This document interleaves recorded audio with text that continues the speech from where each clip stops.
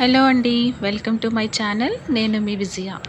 ఈరోజు వీడియోలో హైదరాబాదీ స్పెషల్ కద్దుకా కీర్ ఎలా తయారు చేయాలో చూపించబోతున్నాను. చాలా ఈజీ ప్రాసెస్లో ఇంట్లోనే ఈజీగా చేసుకోవచ్చు. టేస్ట్లోను టెక్స్చర్లోను చాలా పర్ఫెక్ట్గా ఉంటుంది. ఇంట్లో ఉన్న వాటితోనే ఈజీగా ఎలా తయారు చేయాలో చూపించబోతున్నాను. మరి లేట్ చేయకుండా ప్రాసెస్లోకి వెళ్ళిపోతాం, వచ్చేయండి.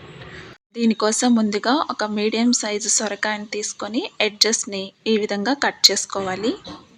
ఈ విధంగా ఎడ్జెస్ కట్ చేసుకున్న తర్వాత పైన ఉన్నటువంటి పీల్ మొత్తం తీసేయాలి.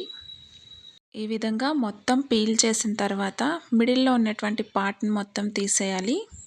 చూసారు కదా, ఈ విధంగా కట్ చేస్తే ఈజీగా వచ్చేస్తుంది. ఇలాగే అన్నీ తీసుకొని పక్కన పెట్టుకోవాలి. ఇప్పుడు దీన్ని ఒక గ్రేటర్ సహాయంతో సన్నగా తురుముకోవాలి. ఈ విధంగా సన్నగా తురుముకొని పక్కన పెట్టుకోండి. ఇప్పుడు స్టవ్ ఆన్ చేసి ప్యాన్ పెట్టుకొని 1 టేబుల్ స్పూన్ దాకా గీ అనేది యాడ్ చేసుకోవాలి. ఈ గీ అనేది మొత్తం కరిగిన తర్వాత ఇందాక మనం తురుగు పెట్టుకున్నటువంటి సొరకాయ తురుముని ఇందులో వేసుకొని ఒక 5 మినిట్స్ దాకా మీడియం ఫ్లేమ్లో ఉంచి రోస్ట్ చేసుకోవాలి. ఈ విధంగా రోస్ట్ చేసుకోవడం వల్ల సొరకాయలో ఉన్నటువంటి పచ్చి వాసన మొత్తం పోతుంది. ఆ తర్వాత ఇందులోకి 15 నిమిషాల వరకు నానబెట్టుకున్నటువంటి సగ్గుబియ్యంను నీళ్ళు తీసేసి ఇందులో వేసుకోవాలి. అలాగే పావు కప్పు దాకా నీళ్ళను వేసుకొని అంతా ఒకసారి బాగా కలుపుకొని మంటను లో ఫ్లేమ్లో ఉంచి మూత పెట్టి 5 నిమిషాల పాటు కుక్ చేసుకోవాలి. 5 నిమిషాల తర్వాత చూస్తే సగ్గుబియ్యం బాగా ఉడికిపోతుంది. ఇలా సాఫ్ట్గా అయిన తర్వాత ఇందులోనికి ఇప్పుడు పావు లీటర్ వరకు చిక్కటి పాలు వేసుకోవాలి.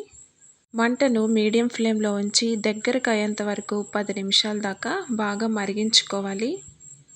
10 నిమిషాలు బాగా మరిగిన తర్వాత ఈ విధంగా థిక్ అవుతుంది. ఇప్పుడు ఇందులోనికి 1/3 కప్పు షుగర్ వేసుకోవాలి. ఈ షుగర్ అంతా బాగా కరిగి బాగా అంతా కలిసిపోయేంత వరకు ఇలా కలుపుకుంటూ ఉడికించుకోవాలి. ఇప్పుడు ఇందులోకి 1/3 కప్ దాకా కండెన్స్డ్ మిల్క్ అనేది వేసుకొని అంతా ఒకసారి బాగా కలుపుకోవాలి. ఈ విధంగా కండెన్స్డ్ మిల్క్ వేయటం వల్ల స్వీట్ అనేది థిక్ అవుతుంది. కండెన్స్డ్ మిల్క్ లేకుండా కూడా చేసుకోవచ్చు. అలాగే యాలకుల పొడి కొద్దిగేసి ఫుడ్ కలర్ అనేది యాడ్ చేసుకోవాలి. ఎందుకంటే కద్దుకా కీర్ అనేది లైట్ గ్రీన్ కలర్లో ఉంటుంది కాబట్టి ఆ యొక్క కలర్ కోసం నేను యాడ్ చేశాను. మీకు ఒకవేళ వద్దనుకుంటే మీరు స్కిప్ చేసేయచ్చు. ఇలా కొద్దిగా థిక్ అయిన తర్వాత డ్రై ఫ్రూట్స్ అనేవి వేసుకోవాలి. ఈ విధంగా డ్రై ఫ్రూట్స్ అన్నీ వేసుకొని ఒక 2 నిమిషాల పాటు కొంచెం థిక్ అయ్యేంత వరకు దీన్ని కుక్ చేసుకోవాలి. ఈ విధంగా కుక్ అయిన తర్వాత స్టవ్ ఆఫ్ చేసి వేడిగా సర్వ్ చేసుకోవచ్చు. లేదా చల్లగా తినాలనుకుంటే ఫ్రిడ్జ్లో పెట్టి సర్వ్ చేసుకోవచ్చు.